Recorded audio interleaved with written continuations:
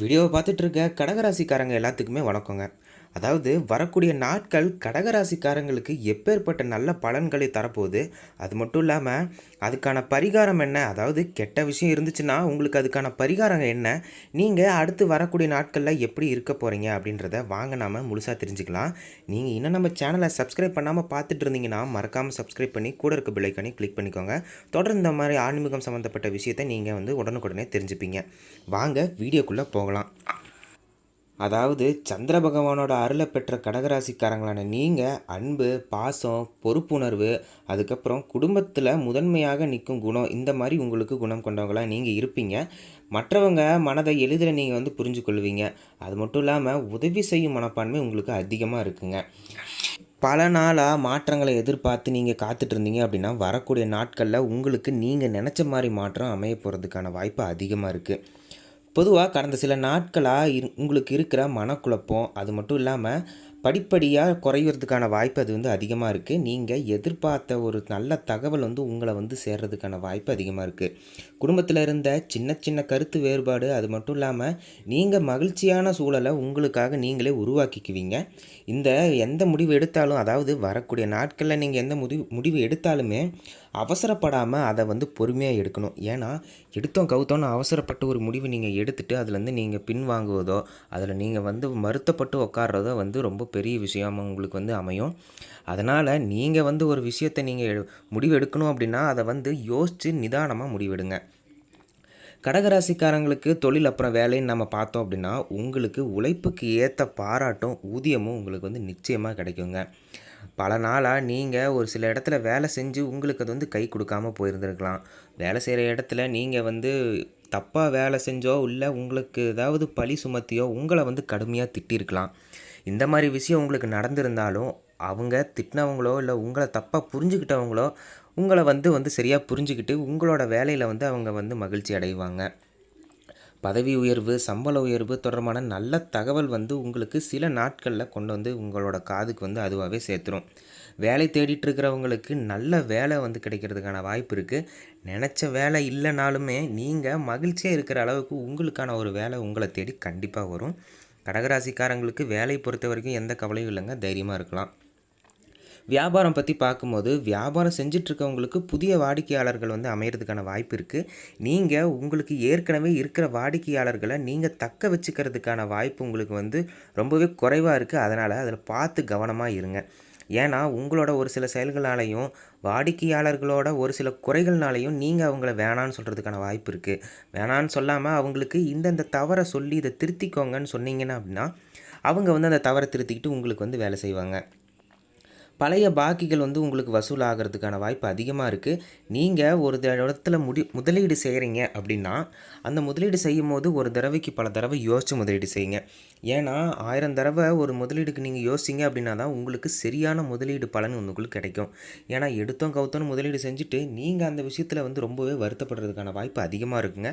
அதனால தான் குறிப்பாக முதலீடு செய்யும் போது உங்களுக்கு முன்னனுபவம், அதாவது முதலீட்டில் முன்னனுபவம் இருக்கவங்கள கூட வச்சுக்கிட்டு அதில் அவங்களோட திறமை என்னென்னு தெரிஞ்சுக்கிட்டு அவங்கக்கிட்ட ஆலோசனை புரிஞ்சு நீங்கள் நடந்துக்கிட்டீங்க அப்படின்னா உங்களோட முதலீட்டில் எந்தவித குழப்பமும் இருக்காது.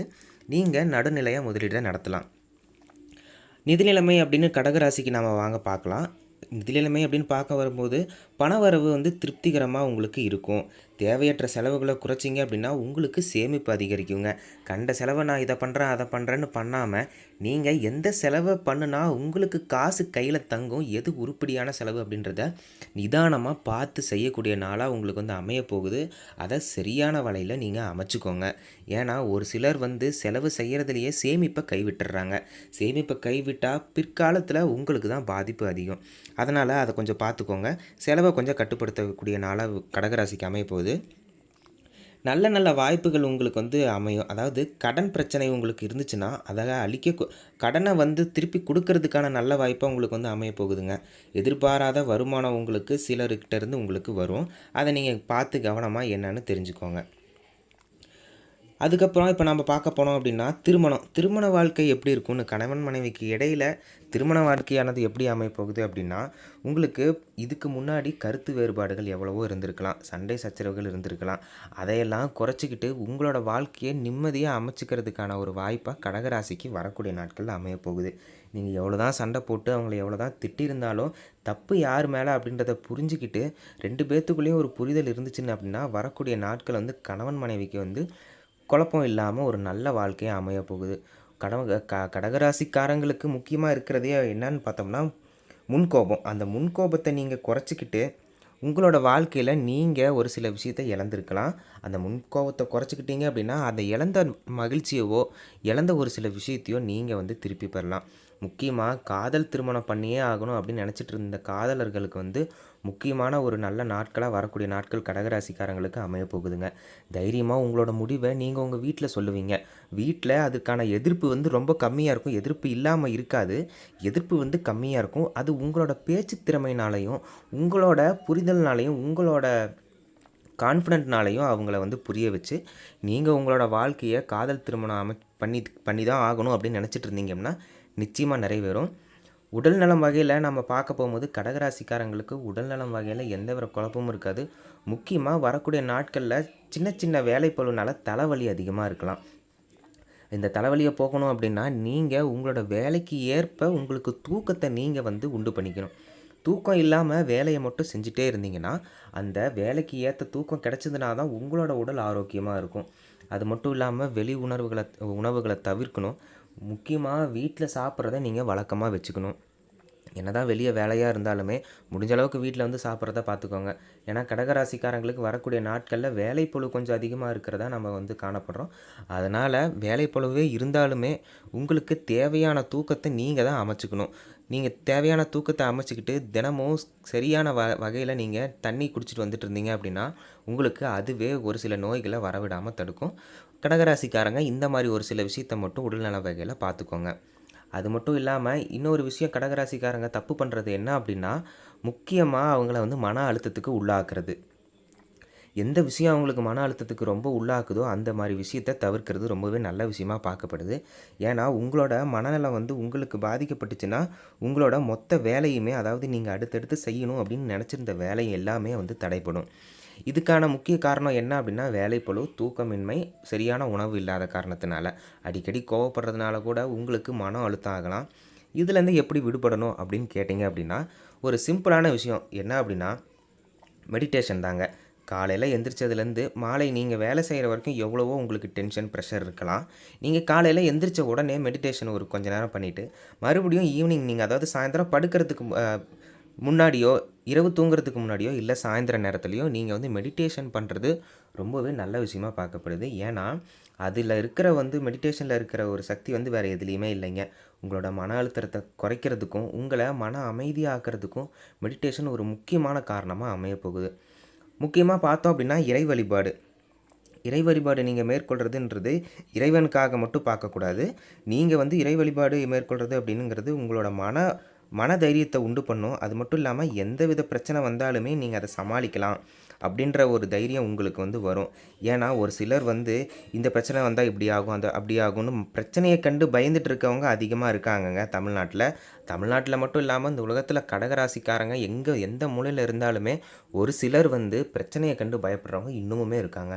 அந்த பிரச்சனைய கண்டு பயப்படாம, அந்த பிரச்சனைய அவங்க வந்து ஃபேஸ் பண்ணணும் அப்படின்னா, சின்னதா ஒரு விஷயம். அது என்னது அப்படின்னா, மன அழுத்தத்த குறைக்கணும், மன அமைதியாக்கணும். இதுக்கான முக்கியமான விஷயம் வந்து கடவுள் வழிபாடு. வாரத்தில 1 நாள், 2 நாள் நீங்க வந்து உங்களுக்கு புடிச்ச இஷ்ட தெய்வத்த வந்து நீங்க வழிபட்டு கோயிலுக்கு போய் வந்துட்டு இருந்தீங்க அப்படின்னா, அதுவே உங்களுக்கு பெரிய மன தைரியத்த குடுக்கும். அதாவது கடகராசிக்காரங்களுக்குன்னு பார்த்தோம் அப்படின்னா, ஒரு ராசியான தெய்வம் அப்படின்னா நம்மளுக்கு வந்து விநாயகர சொல்லலாம். விநாயகர வந்து நீங்க வந்து வாரத்தில 1 நாள் வணங்கி வந்துட்டு இருந்தீங்க அப்படின்னா, உங்களுக்கு வந்து ஒரு நல்ல விஷயமா பார்க்கப்படுது. நீங்க வந்து மன அழுத்தம் இருந்துச்சுன்னா அப்படின்னா, கண்டிப்பா நீங்க வந்து விநாயகர் கோவிலுக்கு போய் அவங்களுக்கு வந்து ஒரு அருகம்புல் மாலைய சாட்டிட்டு, ஒரு கொஞ்ச நேரம் கோயில்ல இருந்துட்டு, அமைதியா இருந்து வந்திருந்தீங்க அப்படின்னா, உங்களுக்கு வந்து மன அழுத்தம் குறையும். ஸ்ட்ரெஸ் இல்லாம வேலை உங்களுக்கு கிடைக்கும்.